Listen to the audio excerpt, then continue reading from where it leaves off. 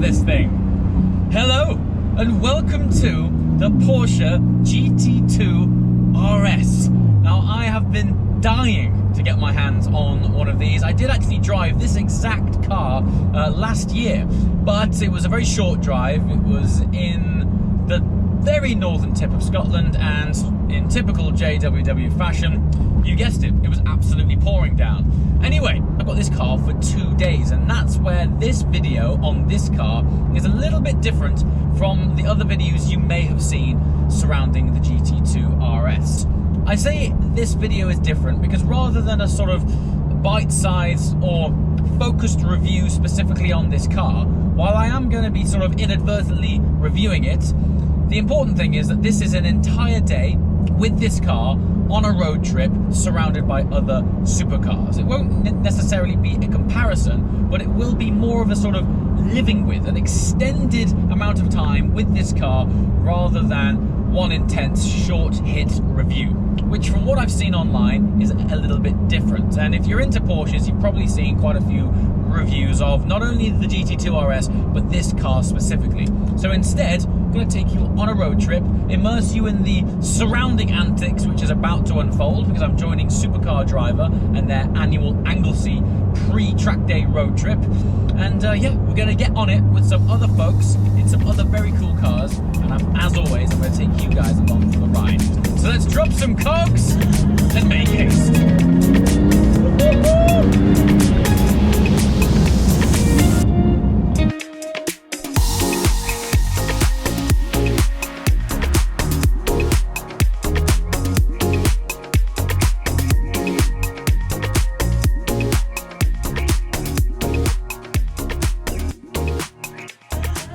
Okay, so here we are, first checkpoint of the day. This is the first time I get to show you all the other cars which have joined us on our convoy. So let's head down these steps, show you the cool stuff. So let's start with something really cool. You might be familiar with this car. This is the exact pista which I drove in, you guessed it, Dubai. So this has been flown all the way over from Dubai. It's the first time that it's been over to the UK. Last year, same owner flew over his Lexus LFA, and we ended up in Anglesey on that car.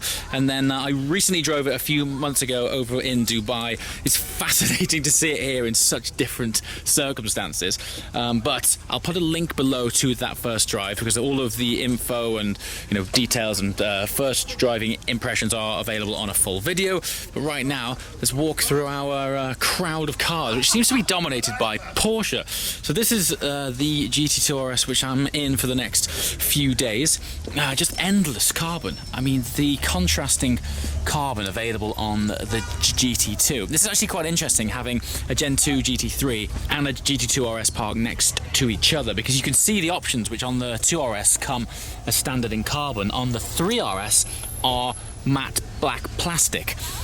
Look at these. I mean, these air intakes here, all carbon, massive carbon wing, carbon intakes. Basically everything that's black on this is carbon, whereas the majority of the things which are black on the 3 are black plastic. Now, you can option all of these parts as aftermarket accessories as carbon fiber. Well, what is interesting, these arch vents on the 3RS and 2RS are effectively the same, but these come in super sexy carbon fiber. I mean, if you were to own one of these, you definitely go out of your way to try and find these in carbon. I've been saying that I'm going to do it on my GT3, try and find some more contrasting carbon parts, but I haven't got around to it yet. But I just think it sets off the quality of the finish, like, to a completely different level. And look at this, air intakes, contrasting carbon bonnet. Once again, also interestingly, both on the GT3 RS and GT2 RS, they both have carbon bonnets, but on the 2, it's exposed via the paintwork here, so you can actually see that it is a fully carbon bonnet. GT3 is completely painted. Anyway, let's move over. We've got this fairly heavily MSO'd 600 LT here. Look at that. Doesn't that look gorgeous? Another GT3. And my manual GT3 will be joining us tomorrow on tomorrow's video. Tony's car wrapped in the iconic Porsche RSR racing livery. Lambo, another GT3 RS, V12, Aston Martin, Vantage here, another one over there. It's quite a small niche group of of cars, which is how we like it, because when we're driving through Wales like this, we don't want to be taking up too much space on these roads because it is quite small. And also R8 V10, which sounds absolutely incredible. Tony's well-tracked car. What I love is that he hasn't cleaned it. So Tony looks like he's come from Le Mans. Top work, Tony. We're going to be joining him on track tomorrow, so we'll try and get him on camera because Tony's always fun. But look at this wrap. Isn't that fantastic? I think he's recreated that absolutely spot on. I love the fact that he hasn't washed it, because that's effectively what race cars should look like. Off goes the pista. Gonna hop back into the GT2 RS onto our next destination and see if we can get behind some other interesting cars.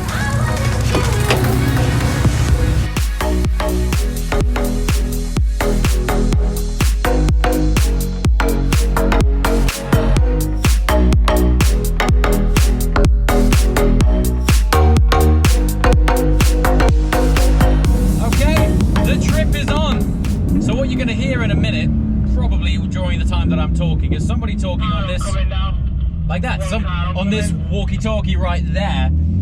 That's what is fantastic about the supercar driver events. You've always got somebody up front. I'm just going to turn him down, but it's just an example.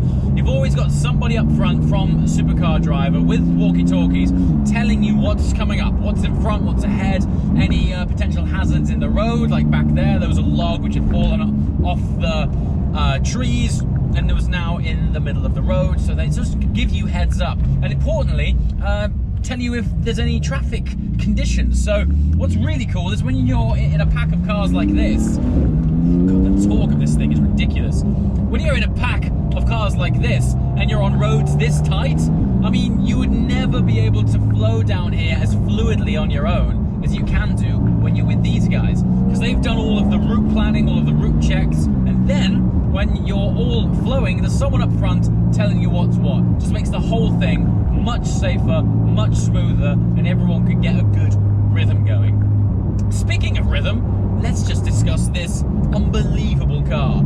So, GT2 RS, really, people have sort of said, well, it's effectively a turbocharged GT3 RS. Kind of in essence, but actually there's a lot more motorsport that is involved in this car. The underpinnings, the stuff that you don't see is actually what makes this car special, particularly in terms of aero, downforce, and the components which make this car so durable on circuit. I mean, there is even a water injector where you fill it up in the front. If you lift up the bonnet, the carbon fiber bonnet, in the front there is this little water reservoir which feeds these injectors, which effectively keeps the car cool. When you're on track, this thing drinks water. And so there's all of these little unique features exclusive to the GT2 RS that makes it special. I mean, there is components on this which are literally from Porsche's racing cars, where the GT3 RS does still inherit some of those components. It's not quite as motorsport focused as this car, and that's why they were a good chunk more expensive when they launched. And I mean, I looked at a low mileage GT2 RS a few weeks ago, compared them with the prices of Gen 2 GT3 RSs, and they're about 130 to 150,000 pounds more expensive. Imagine that. Woof, the turn-in. What a machine. Well, would you imagine that? Sunshine on one of my videos. There we go. Yeah, so back to it. 700 horsepower, over 550 pounds-feet of torque. That's what really separates this car. Look at the road we're on. That's what separates this club. Now, what is cool about this car? What has been a signature engine characteristics of Porsches historically is that the power was typically mid to top end. Now, while the power delivery of this car and the torque available is pretty linear, there's still a huge amount of punch at the very top of it, which for a turbocharged car is very clever engineering, really, because it was normally the naturally aspirated stuff where all of the power was top end. But in this, I mean, it only revs out to 7,000 RPM. I say only because there's a casual Ferrari 488 Pista behind us, which I believe revs to around about 8.5 for a turbocharged engine. Heavily turbocharged engines typically don't rev quite as high as the naturally aspirated counterparts. This car has stunted it even more so and is topping out at 7,000 RPM, which is quite short, but you ride that thick torque and you just don't care, because the momentum this thing gathers is berserk. Truth be told, sometimes I look down at the speedo in this thing and think, how on earth have I arrived here? I better back off. I mean, realistically, this is the issue surrounding this car. Its operating window of performance is so high that in order to extrapolate just an ounce of its ability on the road, it's actually quite hard. I mean, case in point, we're on some of the best driving roads in the UK, and we keep coming up across things like this. You know, you've got trailers and cars and people just getting on with their day. It's just life, right? This car, the performance of it is so absurd that in order to try and enjoy it, very short bursts, very short windows, and to be quite honest with you, you've got to go quite far out of your way into the depths of Wales to even try and find something. He's very kindly pulled over, thanks very much. To even try and find something, an area of tarmac where you can kind of enjoy it. Now, when things like this happen and it opens up, you really can, but honestly, you know, there's only so quick you really want to be going, isn't there, on the public road. The operating window of this is so far beyond that this is controversial. I sort of struggle to enjoy it.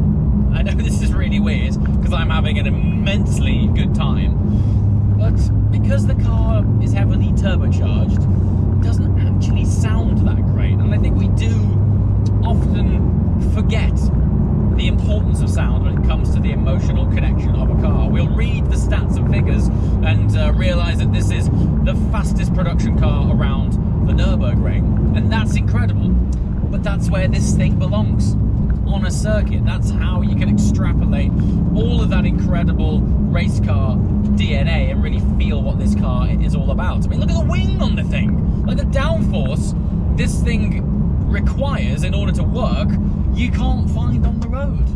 Now, you could say that for a GT3 or a GT3 RS. The difference is they sound amazing.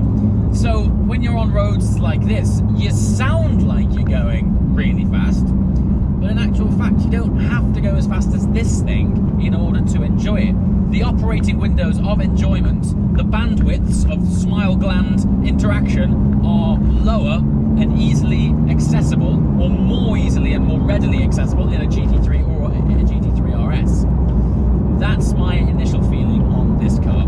I'm with it for 2 more days. Maybe it'll click and my mindset will change somewhat, but right now, that's where I'm at. Having spent a complete day in this car, without exception, it's one of the best cars I have ever driven. But the enjoyment of it is in such short bursts that it's, dare I say it, infuriating at times.